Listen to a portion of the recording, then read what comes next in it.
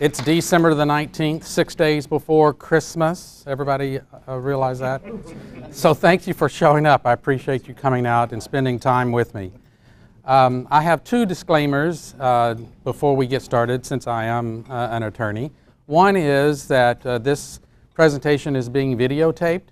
So each and every question that's asked will be could be used against you. So that'll keep the questions down, won't it? No, feel free to ask questions. We'll turn off the videotape at question and answers time. The second disclaimer is it says everything you wanted to know about EB-5, but we're afraid to ask. When I was asked to make this presentation, I asked Mahesh, what part of EB-5 should I present? And he said, well, just tell them everything about EB-5. Don't leave anything back. So I put together a 4.5-hour presentation. So I'm going to proceed, and about noontime we'll be through.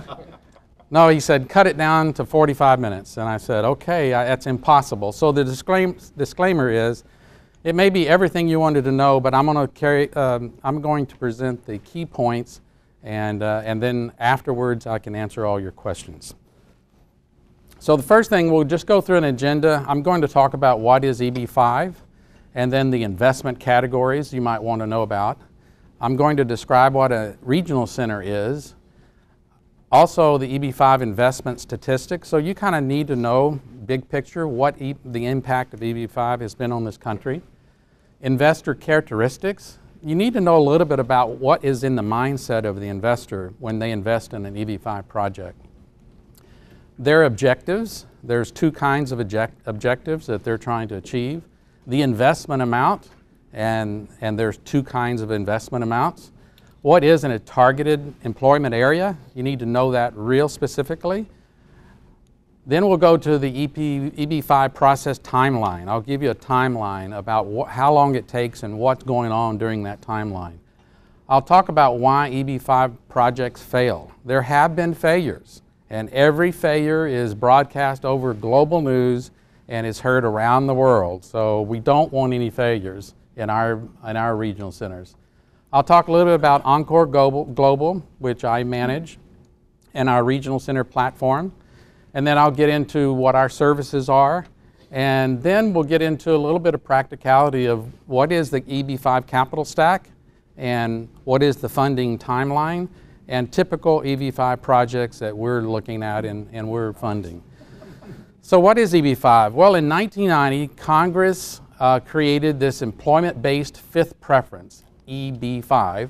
It's an immigrant visa category for qualified foreign investors who want to invest in a new commercial enterprise that will benefit the U.S. economy and will create or save at least 10 full-time jobs for qualifying U.S. workers. And you have to do that within 2 years or a reasonable time thereafter, and I don't know what that means. If you know what that means, you come up and tell me. But it's normally around 2 years in exchange for permanent residency status in the United States. It's a triple win program. In other words, it's job creation in the United States, it's a capital infusion into projects in the United States, and it's immigration through investment. So it's a win-win-win situation for all of us. So this program, in the employment-based immigration program, is under the Department of Homeland Security, believe it or not. And the administration is the U.S. Citizenship and Immigration Service. We call it the USCIS. So anytime further in the presentation I say USCIS, that's what I'm talking about. They administered this program, and Congress created it to stimulate the economy and job creation. But in 1992, 2 years later, Congress was getting a lot of letters and phone calls from constituents saying that the program isn't working too well, and I'll tell you why in a little bit, but it's not working too well. We need some kind of mechanism where someone of authority and knowledge can connect investors to projects, because the way they were started out, investors had to find a project. They just didn't know where the projects were, so it was a direct investment model. So they created the regional center model, And they set aside 10,080 visas each year for investors and their family members to invest in projects through regional centers. So I'll tell you what a regional center is in a second. So the investments are divided into two categories. One is a direct investment, and you can still do a direct investment. An investor in China or any other country can directly invest into a project, and that's still a viable option for some people. But the problem with the direct investment is they can only count direct jobs. Direct jobs, I'll describe them in a minute, but they're just jobs that are created and used inside the operation of the business. It's a direct job, a W-2 employee. That's a direct job. So it's hard for a direct investor to get enough jobs because you have to produce 10 jobs per investor.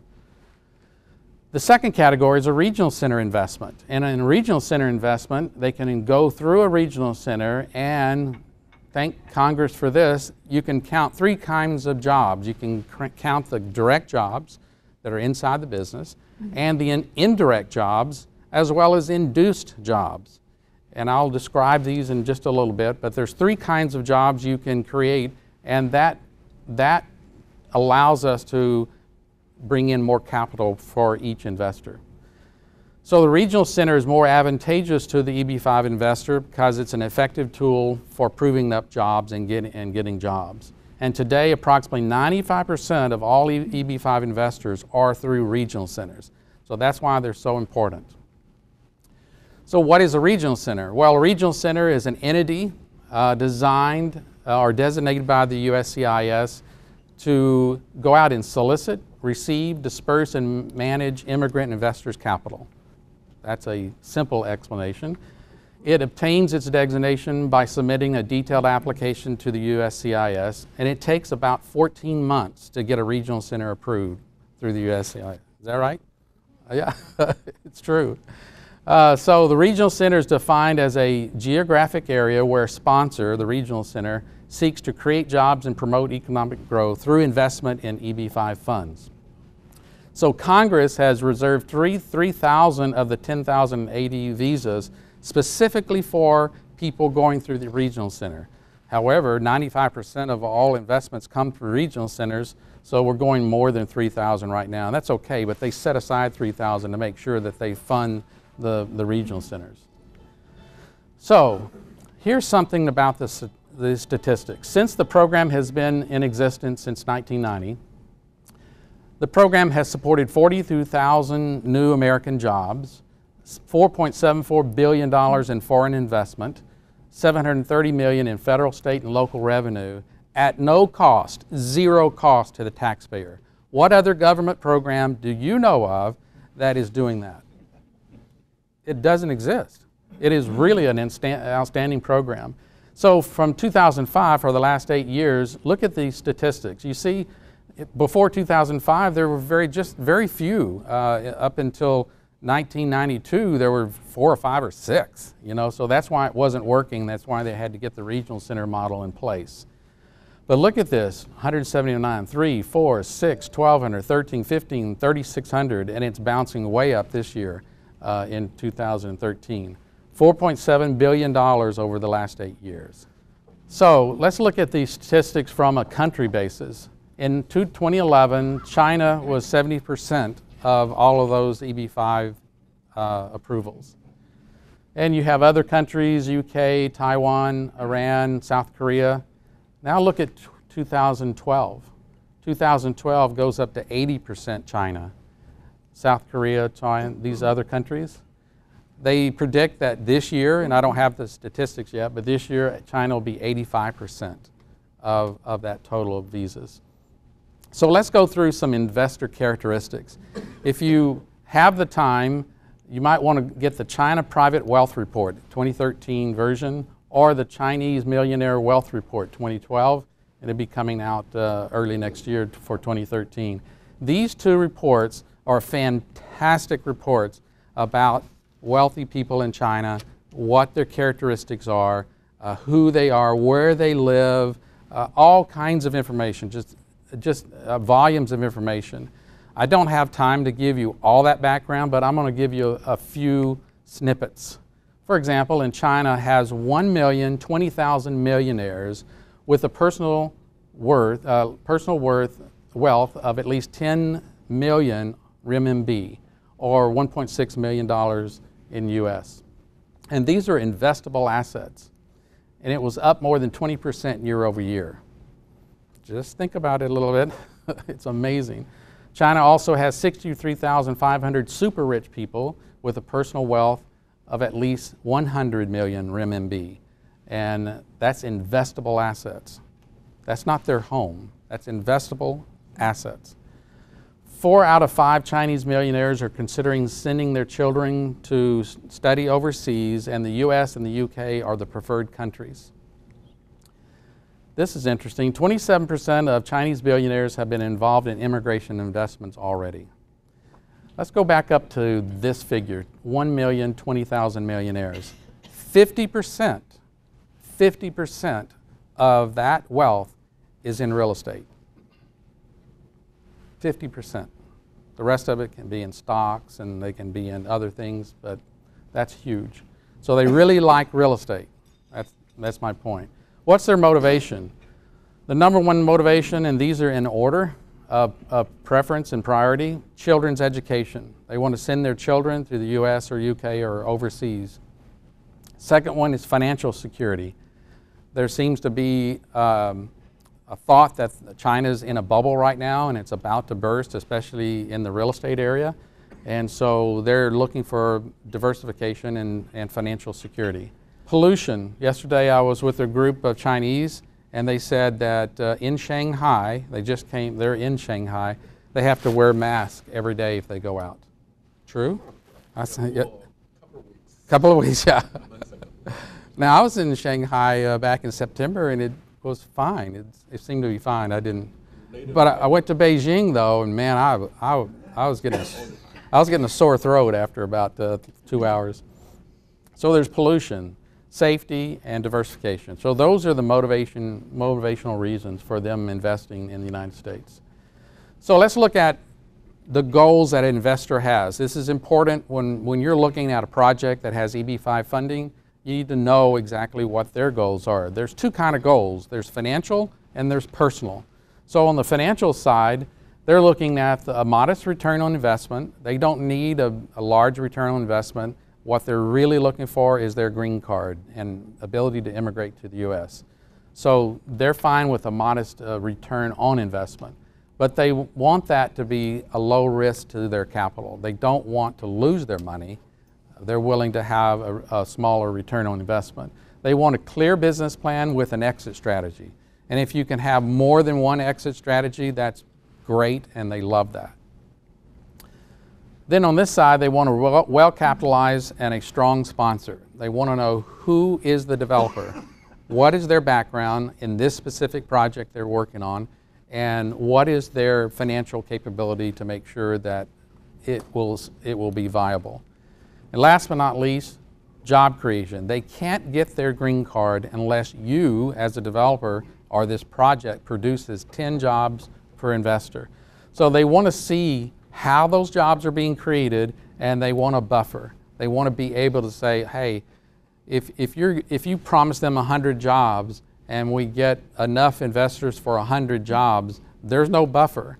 But if you have 150 jobs or 200 jobs and you only need 100, that's a great buffer, and they feel more comfortable with that. So this is basically the cycle. We get the money from the investors. We've invested in this project along with the developer's capital and perhaps debt, and then we return that capital when the program is over. So the personal objectives. Well, they're looking for a US green card. They're wanting to immigrate into the United States. And of course immigration. But the most important thing to them is a green card. They want to be able to get out of China and come to the United States when they want to. They want to immigrate to the United States, but they want to be able to get out. So the investment amount. Well, the law is written like this. You have to invest $1 million. $1 million. That's what the law says, $1 million. So, okay, fine. But there is an exception, of course, right? So at this point in time, I need to segue into another subject, okay? So let's keep that in mind, $1 million, and there's an exception. So here we go. We're going to talk about targeted employment areas. So what Congress did when they passed this law is they wanted to create jobs in economically distressed areas. But that's interesting how you define that with a targeted employment area. So what is it? It's an area that at the time of the investment is an area experiencing unemployment of at least 150% of the national average. 150% of the national average, or it can be a rural area. So let's look at a targeted employment area. Let's look at the city of Dallas. And I know if this doesn't show up very well, it's supposed to be green. That's designated as a targeted employment area for the city of Dallas. The city of Dallas did this, I didn't do it. And look, downtown Dallas is within a TEA. How many rich people are in downtown Dallas? A lot of rich people. How many people live in downtown Dallas? Well, not very many. The fact is that people come into all these buildings and go up to these big high-rises and they work all day and then they leave. And it's empty during the night. So it is a targeted employment area. So if you think that you're in a major city and it's in a rich part of town and it can't possibly be a TEA, please call me first, because there is a possibility that it is within a TEA. If anybody knows where the Watergate Hotel is in Washington, D.C., you should have heard of it anyway. It is within a TEA, and it's one of the richest places in the United States, right, if you've been there. So you don't ever know. Sometimes it's not within a TEA. South Lake, portions of South Lake, is not within a TEA. It's just not. So if you come up and you say, I'm from South Lake, I want to develop something, I can't help you. So the focus is on unemployment. But there's different ways. You see, this is a jagged edge, and it kind of goes around, and there's no necessary commonality to it. So sometimes we can create a TEA within an area, and then there's these pieces right here that aren't TEAs. I don't particularly know why, but it's focused on unemployment. The rural area scenario is it's any area outside a metropolitan statistical area or outside the boundary of a town that's 20,000 people or more. So that's based on focuses on population, not unemployment. So there's two ways to figure out what a TEA is. And there is a calculation and a methodology where we have been given this by the USCIS to calculate what a TEA is. In some states, like the state of California, the entire state has designated TEAs in the entire state. So you can go online and you can look at an address and it can tell you whether you're within a TEA or not. Most states have not spent that kind of money to do that, and so sometimes we have to do it each time a project comes up. So, with the exception, if your project is in a targeted employment area, the investment amount is $500,000, not $1 million. So that is the preferred choice. Chinese people can get a green card by spending $1 million or $500,000. Which one do you think they will pick? The $500,000. So it's much easier for us to raise the money. The money is a lot less expensive for $500,000 per investor. But you have to create 10 jobs per investor. The same is true of $1 million. It's still 10 jobs per investor. It's just that it's $1 million and it's much harder to raise, and the cost of capital is more. That's all. So let's go through the timeline. You've got some timeline here. These are 6 months, 12 months, 18, 24. So the first 6 to 12 months is I-526 approval. I-526 is a form that's used by the USCIS to make a petition to the USCIS for immigration into the United States. And that petition takes about 6 to 12 months to get approved. Then there's a 2-year period, and that investment needs to be at risk in a project during that 2-year period of time. It has to be at risk. It has to be invested into the project. And the first 3 or 4 months, the people go through consular processing if they're outside the U.S., or adjustment of status if they're inside the United States already and they're adjusting their status from an H-1B to a EB-5. So then 3 to 6 months after this 2-year period, 3 to 6 months is I-829 approval, which is a removal of their conditional. So there's a conditional green card that's given to them after this process, and then they want to remove those conditions, and that's called the I-829. And that takes about 3 to 6 months to do. And then the last 2 years, if you need that much time, is the exit strategy for the business, for the business to pay their money back. So if you add all this up, it's about a 5-year process, and that process depends on obviously the validity of the petition, the quality, the timeliness of getting those petitions into the USCIS for approval. So can you get in and out of a project in 3.5 years? Yes. Does it take 5 years sometimes? Yes. So it's somewhere between 3.5 and 5 years as a time frame that investment is in a project. So some people want to get out earlier than 5 years, and that's possible as long as all of your 829s, all of your limited partners have gotten their approvals. Okay, so job creation requirements. I believe I'm going to answer her question. For each investor, a project must create or preserve 10 full-time jobs at a minimum of 35 hours a week for qualifying employees. 35 hours a week is the minimum. That's a full-time job. So remember this, 10 full-time jobs for each and every investor. That's what the project has to produce. So qualifying employees are U.S. citizens, of course, or permanent residents or other immigrant authorized by the United States, but not the investor or the investor's spouse or the investor's children. So the investor can't come over and be part of the enterprise. They can do it, but they can't get counted as their jobs. So these 10 new jobs must be consistent with jobs identified in the investor's I-526 petition. That's their original petition. So in that petition, we tell the USCIS what project we're putting them in, and that project may be multifamily. So if something happens and you switch them to a hotel project, that's not going to cut it. A hotel project is not multifamily. So it has to be consistent. They're trying to make sure that the regional centers are putting people in the projects for which they are filed for, and they go through the whole process that way.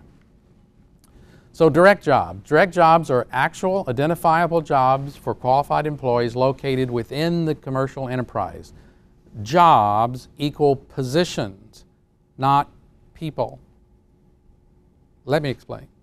If you're in a restaurant and you have 5 waiters, and it's a 24-hour restaurant, right? So you have 3 shifts. So do you have 15 jobs? No, you have 5 jobs. 5 jobs in one shift, 5 jobs in the next shift, and 5 jobs in the last shift. 5 positions, not 15 people. Did you get that? Okay. So jobs are positions, not people. So that's very important when you're talking about 24-hour operations or people taking the same position over a period of time. Indirect jobs are those jobs shown to be created or created collaterally as a result of the project itself. So, for example, construction jobs are indirect jobs. There's something called induced jobs. For example, if you put in a project and it has 100 employees in this project, and after the project is built, you have somebody put a restaurant across the street because they've got 100 people, and they put in a salon, a hair salon, or a flower shop next door. Those are induced. Those are jobs that are being created, induced because you have this project in process. Now, how do we calculate that? Well, it's very interesting. You calculate it by an economic analysis. You do an economic analysis of the project, and you take the total cost of the project, and you look at the construction cost, and you take away some of the soft costs and things that don't qualify, but jobs are created in that construction process. And you create this economic analysis, and the economic analysis will show you what the indirect jobs are. Indirect meaning indirect and induced jobs. So it's very, very important that you get a qualified economist. And we have, I think, one of the most qualified economists in the United States. She used to be the chief economist for the USCIS. And she is really good at making sure that this economic analysis gets through the USCIS and gets approved accordingly. So each regional center must, this is in the law, must demonstrate in verifiable detail how jobs are created, either directly or indirectly. We have to show that. Indirectly is through economic analysis and formulas and calculations. Direct jobs, W-2s. You have to verify, you have to demonstrate verifiable detail and send that into the USCIS to prove it. Okay, why do EB-5 projects fail? Well, one is fraud and corruption. It's that simple. If you are a developer and you want to defraud somebody, make up something wild and crazy, and go out there and raise money through some regional center who doesn't do their due diligence. But anyhow, that's how you get away with fraud and corruption, but you won't get away with it long because it fails. The next one is due diligence. We are a very sophisticated real estate development firm and have done years and years of experience in underwriting projects. But a lot of projects are not underwritten by the regional center. The regional center sometimes doesn't know how to underwrite a particular project. When the due diligence isn't done, sometimes the projects fail. Another reason is undercapitalized or mismanaged. The developer has very little equity in the project. He has nothing to lose. He'll walk away from it if things go bad. He has no cash reserves and not enough contingency in the budget, or poor accounting, cost overruns, inadequate project management. There's a whole plethora of reasons why. But these are the reasons that projects fail. And we do our due diligence and underwriting to make sure that doesn't happen. Job creation. For example, some people try to play funny games with economic modeling. And we use a package called RIMS 2. It's an economic modeling package, and it's based on construction spending. So if the developer does not spend the money as budgeted, then there may not be enough jobs created. So if you say you're going to spend $100 million on a project and you spend only $80 million, that really screws up your modeling, doesn't it? And therefore, he may not have created enough jobs. So that's why there's a buffer. The investors want to see a buffer in those jobs because this may happen in reality. And then there are regional center issues. Not all regional centers are created equal. Not all regional centers have people on staff that can underwrite a project, that know how lending takes place, that know how to go out and look at construction jobs and see that the construction is going according to plans. So they're not all created equal. So I'll tell you a little bit about our regional center, and then I'll get back into some specifics. I'm the Senior Managing Director. Shay Armstrong is our immigration attorney. You may have met him. Shay, wave your hand back there. Hi, Shay. And Bill Crampton is the South China Regional Manager. He is actually in China, and we Skype. Anybody know what Skype is? You know, where you can video conference? We Skype with him every week, and it's really a great program to use. Other people in my staff are here. Angela, wave your hand. Angela's on the staff. Daisy, everybody knows Daisy. And Audie, where's Audie? Okay, right over there.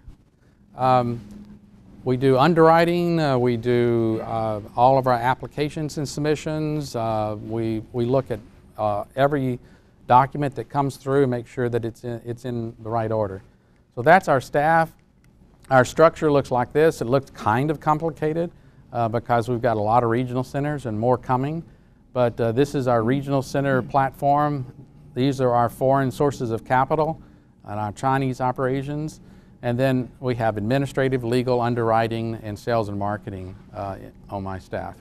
Let's talk about regional centers for a second. We have 8 approved regional centers, and they are the green: California, Southern California, Texas, Louisiana, Mississippi, Alabama, Florida. That's two states and 1 regional center. Tennessee, North Carolina, and Washington, D.C., which includes Virginia and Maryland.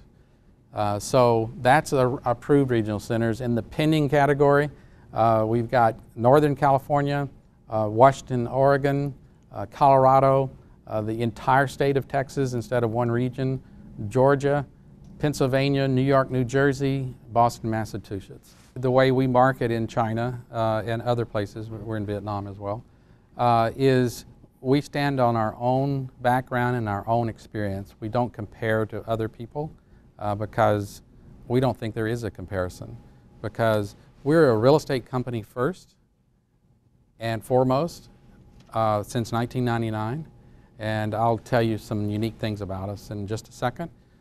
But we are very, very confident that we can go in front of an investor and tell our story and tell how we underwrite a project and tell the financial strength of our company and how we're backing up those projects with our financial strength.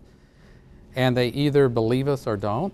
Yes, we have really good marketing materials, but the bottom line is it's a personal relationship, and we establish those personal relationships with people in China, and that's how we get our investors.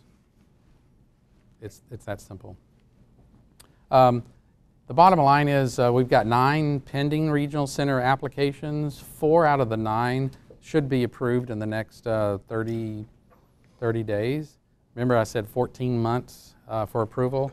We've got 4 out of those 9 that are over 14 months. So we know that we're going to get them in the next few weeks. And then 4 regional centers to be filed. And those 4 regional centers are Nevada, Utah, Arizona, Illinois, South Florida, and Kansas, Missouri, Oklahoma, and Arkansas. We're now the largest owner and operator of regional centers in the United States. And when we get to 21, we'll by far be the largest of anyone in the United States owning and operating regional centers. So what makes us unique? You were asking the question, and that's why we go down through this list. We own and operate the largest regional center network in the country. We developed the first EB-5 project in the state of Texas, our call center, which is still in operation in downtown Dallas. We have the resources in-house to underwrite, develop, operate, manage a wide variety of real estate projects. We have over 800 years of experience right here in this office on the 12th floor. We have the geographic flexibility to develop and/or fund real estate projects in 61 major markets across the United States. We have our own team of professionals in China.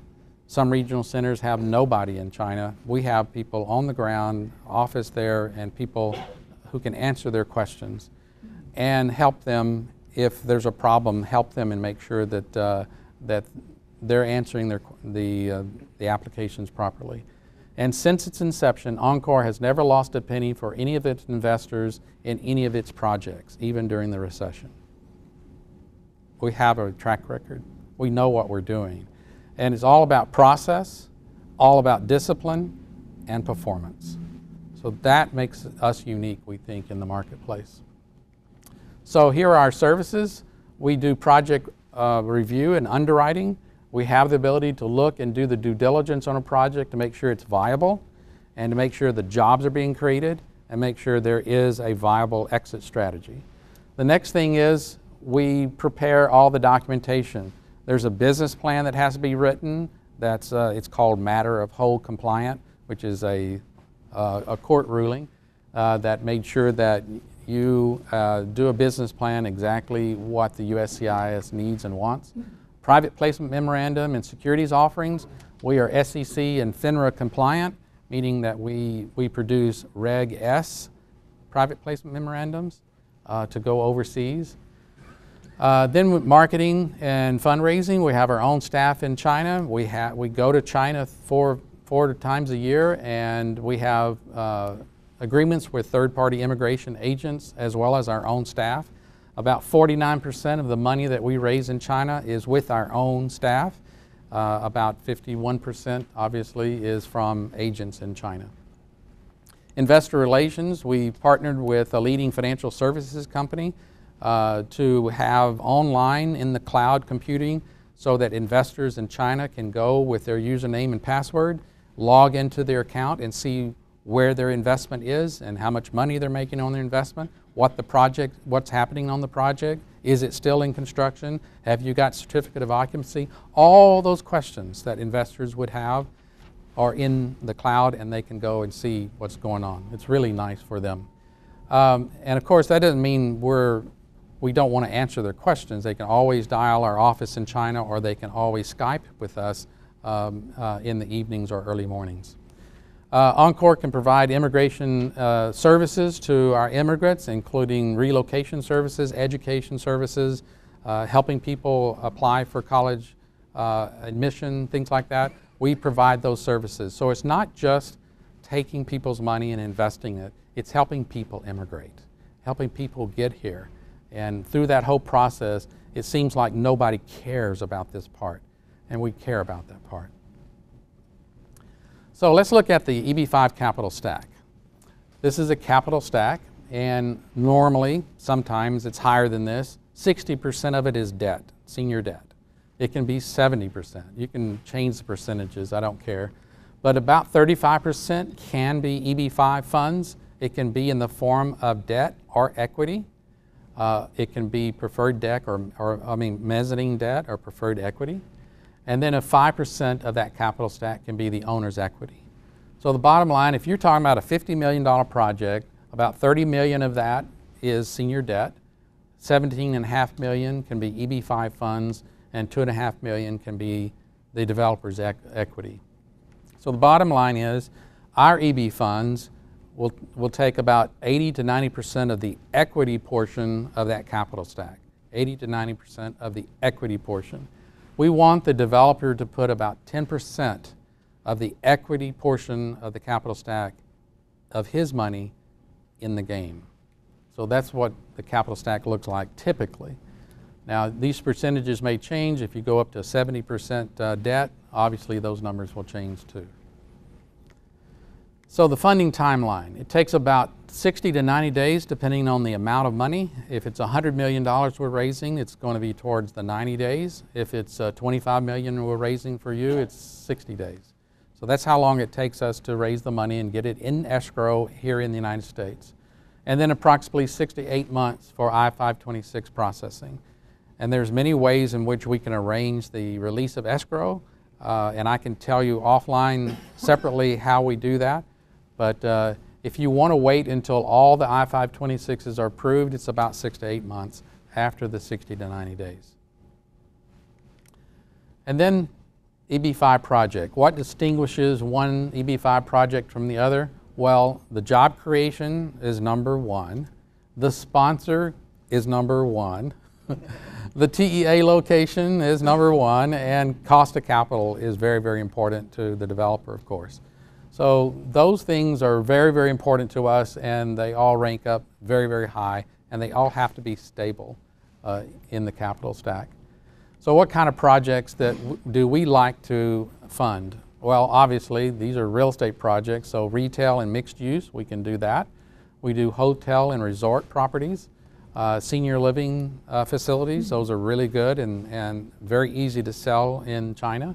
And then multifamily or office projects. Obviously that looks like our entire company and we have the expertise to fulfill those. But there's other project types. Hospitality, multifamily, retail, office, I went over. Mixed use, but then healthcare. There's a lot of healthcare facilities that we do. Senior housing, student housing, call centers, public-private partnerships. We love to do those because there's some government involvement in it. And 24-hour restaurants, believe it or not, and businesses. So those are the kind of projects that we do.